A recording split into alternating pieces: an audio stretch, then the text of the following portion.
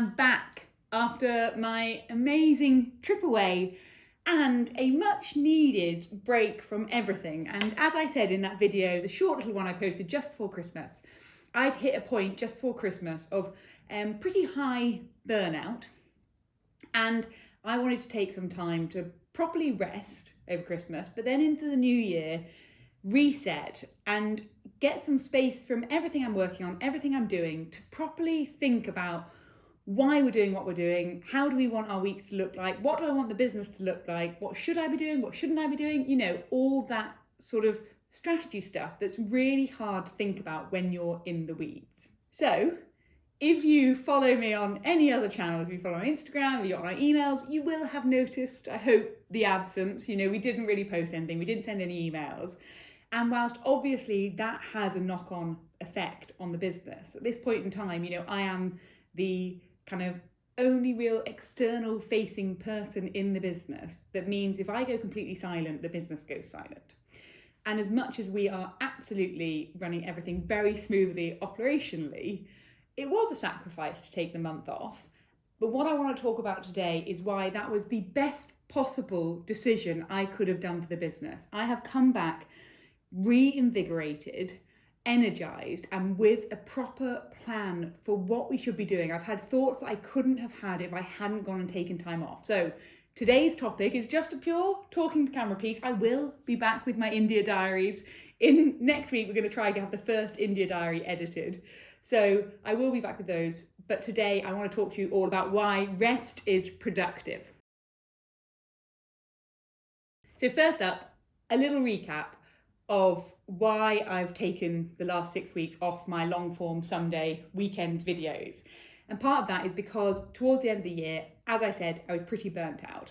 I have been running the Fable Thread for nearly kind of 4.5, nearly 5 years now, and working relentlessly at it. And by relentlessly, I mean thinking about it every waking minute. It's all-consuming having your own business. And I had really kind of felt like I had this endless supply of creative energy. I do all the designs for the business, and I just kept pouring and pouring and pouring from the cup and not spending any time refilling it. And as December arrived, I really burnt out in a way I haven't done before. I actually felt this thing where I just didn't want to make anything, and I have probably never felt like that at any point in my life. And I wrote about it kind of quite vulnerably for all my studio members. So there's a big article on the journal which we can link below this video for anyone who's interested. But what that meant was I wanted to take some time off. And to be honest, I would never have the courage to take off the time off that I've just taken. It's been 6 weeks since I was last in the studio. And it was my husband who sort of said to me, you have to take time off. And sometimes you can't necessarily see yourself what you're doing. You can power yourself through things in a way that the people around you, the loved ones in your life, can see that you can't keep going as you're going. And so I'm grateful to him for telling me that, because I'm not sure I would have had the courage to do the last 6 weeks if he hadn't. But basically what I did was I ended up then spending Christmas when obviously everyone's sort of away. And then starting the first couple of weeks of the year, I went out to the mountains for a couple of weeks with my husband, my dad, my sister, her boyfriend. And we had kind of 2 weeks where I did work about kind of 50% capacity, but also then really prioritised time kind of going for walks and going out into the countryside, doing things. But also I allowed myself on the odd weekday to watch a film and do things like that I would never have allowed myself to do before. But what's really exciting, what you're going to most enjoy seeing, is then for the last 2 weeks, I went on a tour of Gujarat, a textiles tour of Gujarat in India with the most amazing travel company, South Asia Uncovered, Shan and Tahina, who run it. It's very small. A group of 8 of us went to Gujarat and got to see all the textiles. And I'm going to talk a load more about that in my next videos. I'm going to show you video diaries that I recorded on the go. But what I did for those 2 weeks was I went completely offline. And by completely offline, I mean everything. I blocked myself from my emails, from monitoring my sales. I blocked myself from our social media channels. I literally blocked myself from every single channel we have. And the way I did that was on our email. I set it out in office saying, if you've got something urgent, send it to Jen, my studio manager.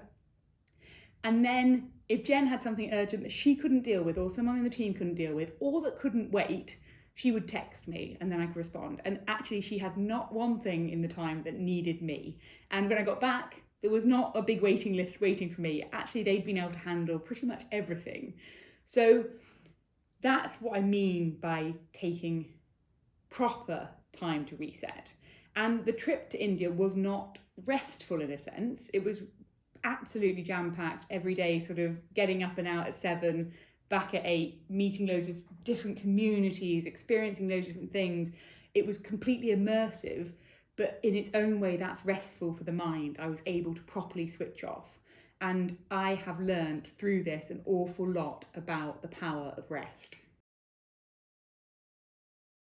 I believe that we live at the moment in a society that sort of glorifies to some extent productivity. And I am a total consumer of all that productivity advice out there, all the kind of time blocking stuff, the 5 a.m. club. I have tried every method out there around productivity. And I think to a lot of people, I could be, a lot of people would see me as a relatively productive person. I think I am quite a productive person. But in the classical sense of I sort of get a lot done. But the issue with that whole idea of when your success is sort of matched to your productivity is a bit like I ran into come November, December, is the moment you fall off the treadmill and you are not able to keep up to that productivity thing, you feel like you're failing. But likewise, when you're doing the heavy productivity, when you go home at the end of the day and you think, God, I got this done, and this done, and this done, and this done, it doesn't necessarily mean at any point you're stopping to think like, well, was that actually worthwhile things I should have been doing? And there's this question over, are we prioritising the right things? My issue that I know that I've run into over the last 4.5 years is because in a way I've focused so heavily on being productive, on how much I get done, is that I have really struggled to rest and to switch off. And one of the beauties of my business is that sewing is part of my job. So I can sit on a sofa on a weekend and I can watch a film, and if I'm sewing, I feel like I'm being productive. The issue is I have not been able to sit there and not do anything. I can't just sit and read a book, because when I read a book, I feel like, oh, I should be sewing. I should be listening to something and I should be sewing. So I have this constant guilt complex because I feel like I have to be doing productive things for the fabled thread at all times. And that has proved to me, I thought it was sustainable, it is not. I do think there's this element of, there's a lot of businesses don't succeed. A lot of small businesses end up failing. It's, the number of percentage of businesses that make it to 5 years is woefully small. And I think that metric matters in the sense that to succeed and to keep going, you do have to do more than other people do. As much as your product matters, and there are so many market dynamics that matter, fundamentally it's the adaptability, the determination, the drive, the passion of the person that's behind the business that enables the business to make it over every hurdle. But I think the issue I've had in the past is that I have conflated the idea of more being more work, not necessarily better work. But when you look at, obviously, case studies of people who've been successful, there's a lot of successful people out there who have been successful through the amount of hours they've put in. But there are also a lot of successful people out there who have been successful because of the time they aligned their minds. Like Einstein, for example, one of the greatest minds arguably of all time, was notorious for the fact he spent very little time physically working, and he would allow a lot of time for things like playing the violin, going for long walks, because that would allow his mind to wander, and in those moments when his mind would wander, he would have breakthroughs. And now, obviously, when you've got a small business, you have a job to do, but this business, my business, if I speak from my own personal experience, will only go from strength to strength if I am able to come up with ideas which give us longevity, that are engaging for other people. If I am spending every minute of the day doing things like responding to emails or writing instruction booklets or doing things that maybe I shouldn't be doing, I am never going to be able to come up with those ideas that actually really create something with longevity. There is sort of scientifically, it's been shown that you have your most creative thoughts when your mind wanders. It's why often we have good ideas when you're having a shower or you're out for a walk or when you're cooking. It's because your mind wanders and then you're allowed to be able to be creative. But what I've been doing in this myth of the constant hustle is I've not been prioritising that time when my mind wanders. If anything, I've been feeling guilty about it.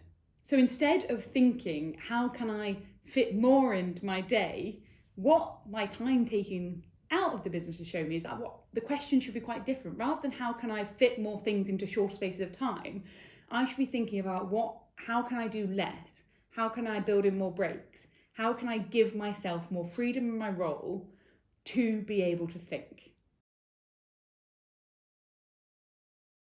To any other small business owner out there, any kind of sole trader, freelancer, anything like that, I do appreciate the sound of kind of taking 6 weeks out of your business sounds insane. And whilst I know that if you're in a fixed job, where that also at the same time could sound like a luxury, the opposite end of the spectrum, the one thing I would say on that is that I feel like, for me, this wasn't a luxury, but actually reflects the lack of time off I have taken over the years. It was actually just so overdue because of how switched on I have been. And whilst to some extent businesses offer a level of freedom, if you have your own business, you do have a level of freedom. Personally, it can also at times feel more trapping than ever. You can be absolutely trapped because people rely on you, jobs rely on you. If I take 6 weeks out of the business and we have a knock-on effect on sales, that has a knock-on effect on my entire team. And so that is what holds us back from taking that moment to step away. There are always responsibilities that make you feel like you can't do this. But by actually taking the risk, fully disconnecting, what happened for me was, for the first really 5 weeks that I was off, I didn't properly switch off. I didn't stop thinking about the business. I just thought, oh God, I wonder what's going on with the business, or I wonder what our sales are. I would find ways to find out what was going on with the business. I use this app, and I've talked about it loads. I use this app called Freedom, which I use to block loads of my apps. And what I'd find for those first 4 or 5 weeks is I would set my time blockers up. So I'd have my time block, so my email, my Shopify, my Instagram, my YouTube, everything was blocked. But then I'd find workarounds, like I'd go onto a browser instead of trying to go through the app. And what I did was, this time I had the discipline to, every time I found a loophole, I would then add it to my block list. And so slowly but surely, my Freedom app actually really did prevent me going into anything. And I am not one of those people who has the self-control to just not go on things. I would go on it if I could. So what I need is something that physically restrains me from going on it. And if you ever want to know if you've got an addiction to your phone, have a go at downloading something like Freedom and see how innovative you get with your finding loopholes. If you're as innovative as me, then you know you've got a problem. It took me about 5 of my 6 weeks to even switch off, which shows me just how wired I was before I went away. But about 6 nights ago, when I was in India, I woke up at 3 a.m. and I was just full of ideas, these kind of 2 main new ideas, one about a product, one about something I wanted to rethink with the business. And I woke up at 3 a.m. so excited and couldn't get back to sleep, not because I was trying to, but because you kind of feel in that moment of inspiration. And I have not been in that moment of inspiration or felt that excitement about something for probably 18 months. And as much as I can cope for 18 months without it, the business would fall flat if I kept going like that. Like, we need those 3 a.m. wake-ups and those moments of inspiration to create anything of value. So whilst, yes, January was a slower January than we would have had otherwise if I'd sent out the odd email or if I'd done the odd Instagram post, yes, inevitably it did have an impact. But the business kept going, the sales keep coming in, things keep turning. And in the process, I now come back into February feeling so excited, and I just know off the back of it we are going to have a better year this year because I didn't work. So I don't want to give big spoilers, but let me tell you a few of the ideas I came up with. So first up, product perspective, only for those who are interested in sales thread, you'll find this very interesting. But one of the things I've always struggled with as a business, as an artist as well as an embroiderer, is the idea of embroidery into functional pieces. Because the issue I have with embroidery going into functional pieces is embroidery is delicate. So if you use it on something like a cushion, it can so easily get snagged. Or at the same time, I've never really liked the idea of putting it into something that is usable in the sense of like a purse or a bag, things that are used every day, because I feel like it will be damaged and it could eventually become disposable. And I hate the idea of creating embroidery for it to be disposed of. I like the idea that the embroidery and the things you pour hours into become heirloom pieces, they're cherished. And that is the reason why all of our embroidery kits are framed and kind of carefully framed, beautifully framed, because I really believe in the longevity of the craft, that I want pieces to be cherished. But I have for a long time been feeling like there's a limitation of the fact that I have this antipathy towards functional embroidery, because, you know, me included, we run out of wall space and I want to keep making things, but you don't always have more and more walls to put things on, and you can't always keep giving more and more things to friends for them to put on their walls. So if you want to be able to sew and you run out of wall space, what are you going to do? And the thing that was most magic about being in India is being in a culture where embroidery is so much a part of life and has been for generations. You know, in the UK, it's just not like that. You know, people did so, but it's not anywhere near the same extent of the culture, the tradition, the importance of needlecraft in the way it is in India. And what you learn through that and what you discover through that is how functional embroidery can go into pieces that do last for generations. It can go into pieces that are cherished, are looked after, and they are meaningful, but they are functional. And that is what has excited me so much. So that is all I'm going to say on it. But I have new ideas towards functional pieces that you will not have seen before. I've not ever seen a company do some of these things before. Pieces that come from my heritage, but reflect that idea of how you can create something functional but also heirloom. So that's exciting. The second one is something which, if you are kind of following us on Instagram, if you are a studio member or you've been trying the Makerspace or any of those people, you will already know about. But this also was a major opportunity to rethink. And for the last 3 months, I've loosely talked about it, but we've been trialing an entire community platform. And me and Meg in my team have put an awful lot of work into this. We have built new virtual courses, we have built massive resource banks, we have created tons of stuff, and we have had 150 people on a platform trialing it, actively taking part in challenges, or creating pieces, doing drawing challenges, all sorts of stuff for 3 months. And the intention was to launch it in February. And until 2 weeks ago, that was still the plan. But whilst we were away, it gave me real clarity of thought that actually I don't think this is the right thing to do. And as much as the demand and the response is everything to suggest this would be a success, actually at this point in time, it's not right for us as a business, and it is not right for me personally. And I'll go on to that a bit in a separate video, because I do think there's this quite hard idea around when you invest a lot in something, sometimes it feels too hard to walk away. And believe me, this has felt really hard to walk away from, because I also know I'm taking away something from the people who are part of it right now, and that feels bad. But you know when you make the right decision, because you feel that sense of relief and you feel that sort of shoulders loosening. So I know we've made the right decision on it, and I've written quite extensively also about why we came to the decision we came to, which is over on the journal, on the website. But that thought would not have come if I hadn't taken the break. And right now I would be powering headlong into starting something that could have me trapped for years. So that is also a hugely important thing. And then the final thing is really shown, which is something which the team and I all knew anyway, but is the fact I need to delegate more. Everything within what we're doing operationally runs super smooth without me. I am not needed operationally on a day-to-day basis. If anything, I'm a distraction and inconvenience. But what doesn't run smoothly without me is all our marketing efforts. And that is not because the team are not there to take that on. It's because I have never been structured enough or organised enough to delegate. And this trip showed me that that is what I have to do for us to be able to flourish as a business, is I have to give over more. And so we're now going through major processes as a team of delegating and getting everyone clarity on roles, because if you have clarity on your role, you can actually enjoy your job and you can take responsibility for it, which is something I haven't really allowed to happen. So that also, I wouldn't have realised that, and I could have kept going, holding on to things, holding on too tight if I hadn't taken the time. So for me, I wanted to tell you those are my 3 things that have really come from the time off I took. 3 major realisations that show me how valuable this break was.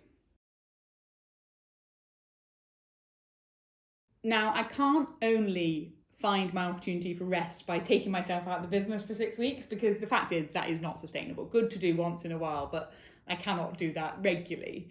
And so I now have a bit of a structure around how I'm going to prioritise rest within a weekly basis, almost a daily basis. And so I want to tell you the kind of 5 things I'm focusing on, because maybe they're 5 things that will help you too.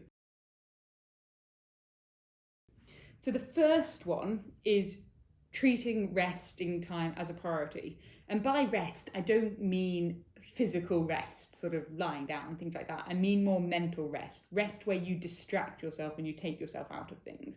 And that's different things for different people. But for me, I know that I really can switch off and allow my mind to wander when I go swimming, is my one.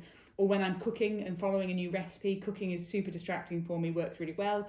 Or likewise, just walking the dog without listening to a podcast, which is hard to do, but if I just walk Roger without listening to something.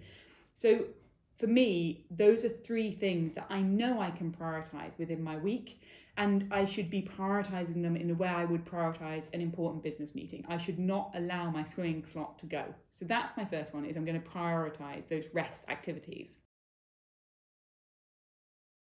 The second one that I have gotten pretty good at, is setting clear boundaries. And the way that I do that is I turn off all my notifications in the evening, and I do it again, like I've said before, I do it through this app called Freedom. And I have no incentive to recommend Freedom other than I genuinely, it's changed my life. Freedom, I have it on a schedule. So every single night at 7 p.m. until the following morning at 8 a.m, it blocks the things that distract me. And that's for me things like I said before, it's email, it's Instagram, it's YouTube, it's Shopify, it's blocks from those times. If something urgent is going on, like maybe I have got something I've got to get out, I can always go on my computer. So they're just locked off my phone. So there's always workarounds to these things if you have to do something. But how often, does an evening get ruined by a bad email that could have waited till the next day and actually ruined that rest time? So by setting clear boundaries of when I am on and when I'm not on, that also enables that time of rest. And the third one is a little bit similar to that, but it's about enabling rituals to switch you off. And for me, one of my issues is that kind of moment where you go from productive mode to unproductive mode and not quite putting that clearly. And so what I'm going to start doing is bringing in a way that I can take myself from on time to off time. And if I just use the example, say, when I was away up in the mountains, because we're out walking all day or walking for the afternoon, what tended to happen was when I'd get home from a walk or something, at about 6 o'clock, I'd go have a bath then, before, say, supper, which would never be something I would usually do. But actually that was amazing, because having that moment, having that 20 minutes, shifted me into evening mode. And that's what I want to maintain, is that activity that helps shift me into evening mode. Be that taking a bath when I get home, or be it, say, pouring a drink and sitting with a book and just reading a few pages of the book for 20 minutes and knowing that's like my boundary time. That's one thing that I think will help me mentally slow my head down and take myself into that calm zone.